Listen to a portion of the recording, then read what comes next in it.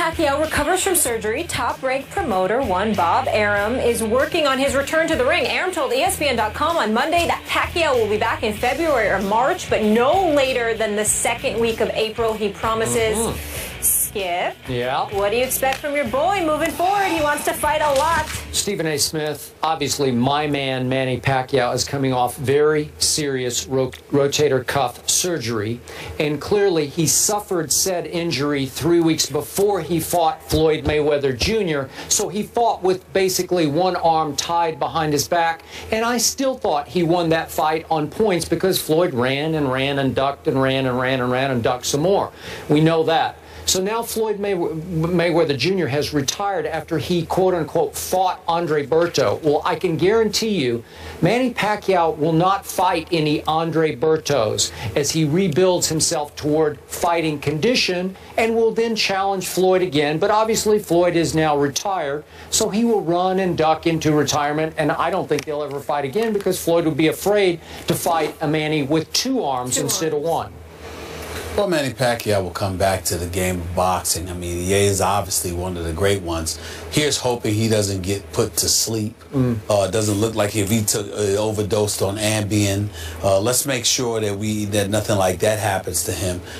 David Garcia, I still think is probably a little bit too small for him. Keith Thurman is a fight that I would like to see. I'd like to see him fight a Canelo Alvarez or a rematch with a Freddie Roach-trained Miguel Cotto, who Freddie Roach picked in that particular situation to train. Manny Pacquiao, I have no doubt, will be even better because after getting schooled on the art of boxing, like Floyd Money Mayweather has done, with one arm? I really believe How do you that school now, a one-arm fighter? I really believe that now, since he'll have guys that can't evade his punches and make him miss 400 times the way Floyd did, I think Manny Pacquiao will actually be great again. Yeah, because I agree. He won't be He'll able fight to legitimate fighters. He'll be able to hit other dudes. Couldn't hit Floyd. We'll see. You know what I'm excited for? Tomorrow, we have a great debate on this show. Who is truly America's team? The Yanks, the Cowboys? Do you have others? It's a joke. Weigh in. We want to hear from you. In place of Josh McCown, who was out because of a concussion, Johnny Manziel led Cleveland to a 28-14 win over Tennessee. That led many people to wonder what would happen when McCown came back. Well, we have that answer. Josh McCown will start ahead of Johnny Manziel this Sunday when the Raiders come to town. That after McCown passing the NFL's protocol on concussions. Jerome Bettis is still here. Jerome, what does this mean for Johnny? Actually, you may think I'm crazy. I think this is great for Johnny. Everybody's saying, oh, man, you know, Johnny's going back to a backup. You have to understand part of this could be a test. They want to see how are you going to respond, okay? Because you're this new Johnny Manziel. How are you going to respond going back to the #2 position after you had a good game? That's part of it, one, okay? Can he be this veteran guy that he's claiming to be now, okay? And not this young, immature football player that he's once been. So now that's part of the process. But the other part is he's still developing as a quarterback. So now what you see that the things that you've given him in the offseason, they're paying off. They're working. So let's continue to develop him, continue to work with him. He doesn't know all of the nuances of the NFL, of the quarterback position. So now you're giving him a chance, and he's watching it, and now he's going to be a lot more invested in what's going on because he had an opportunity to play, and now he's going to make sure he's ready because he understands that he's a play away, and it gives the public an opportunity to now like Johnny Manziel again. Because right now in Cleveland, no one really likes Johnny Manziel. So now you get this good game out of him. Now the public goes into his favor. And the biggest part of all of this is Johnny Manziel's confidence. Now you get his confidence at a sky high. You take him off the field. You put him back in a learning situation. And now he's going to soak up and want to learn more because he thinks inside, you know what? I'm ready. I know I can do this. That winning is contagious. Because at the the end of last season, he said some things about, well, if I can't get better, if I can't do it, I need to find something else to do. That is a sign that there's no confidence there as a football player. So now you're building his confidence, okay? You're building his resume. You're building his fan support. You're doing all these positive things, and he's learning at the same time. And you give yourself an opportunity to bring him off the bench as a spark plug if you need him. So I think this is nothing but a positive situation for Johnny Manziel, as long as he sees it that way and still understands that he has a great opportunity to get better. You buying that? Yeah, I buy it. He has to see it as an opportunity to get better. I think he will, because I think the presence of McCown helps that. If you had a quarterback that wasn't willing to help you, that was experienced enough and wasn't willing to share those experiences with you and help guide you, to elevate you, that would be different. But the fact that you're playing behind a quarterback that's willing to do that for you, I think goes a long way to facilitating Johnny Manziel's growth. And I think as long as he sees that, he's willing to learn, because I think that, you got to remember, this would be far more difficult for him if it was the Johnny Manziel straight out of Texas A&M, who never played in the NFL, who believed he was it and who was this guy.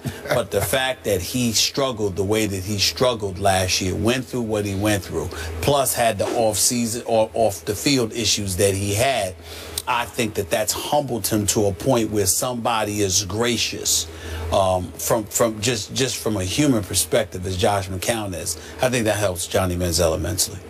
But Jerome, back to your point about how nobody in Cleveland likes Johnny right now, I think if you left this to a fan vote, Johnny would win the starting job against the Oakland Raiders this Sunday. You disagree with that? No, I believe he possibly would, but you know, that's that one game, we love you, and then you have a bad game, and then you go back to the bottom of the heap.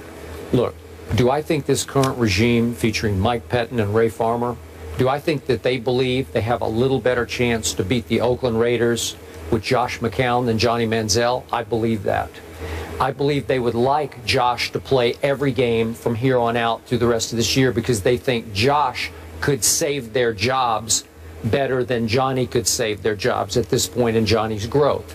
I said this to start the show, and I'm going to stick by it. On draft night, Patton and Farmer were not remotely on board with even drafting Johnny Manziel. So when the owner overrules you and the quarterback coach is on your side, he's no longer there. He's been replaced. It's a bad situation from jump, because you're with two guys who are the two primary football decision makers who do not believe in you and your very unusual skill set. And as I always say, you either gulp the Johnny Kool-Aid or you're going to spit it out, because it's going to have a bitter taste to you, because it is completely unconventional.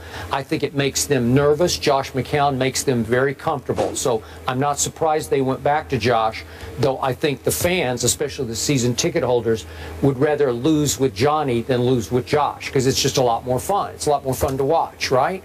So they're doing what they need to do to save their jobs, which I don't think will get saved at all. I think this will be their last year, one and done this year.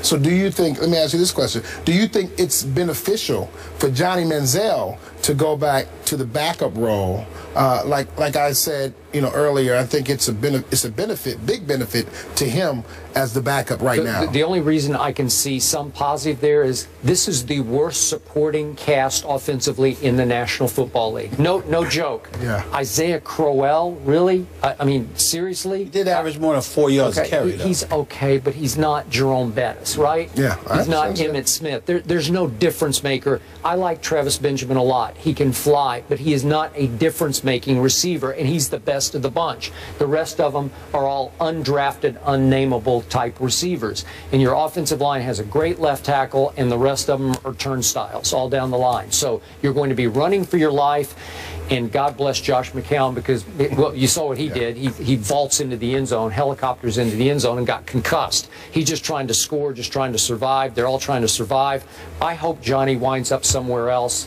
That's just me, because I think this is an unwinnable situation in Cleveland.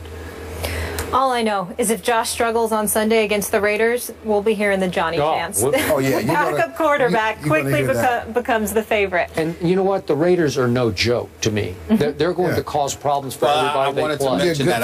I'm surprised. I'm pleasantly surprised at what I'm seeing from the Raiders. They don't seem as pathetic. Yeah, after the first game, everybody kind of Derek Carr was taken in the draft later than Johnny Manziel. He was. Let's see what he does. Let's see what Amari Cooper does. Yep. And some of those guys on defense, some really great pieces. Yeah. More First Take after the break. Keep it here.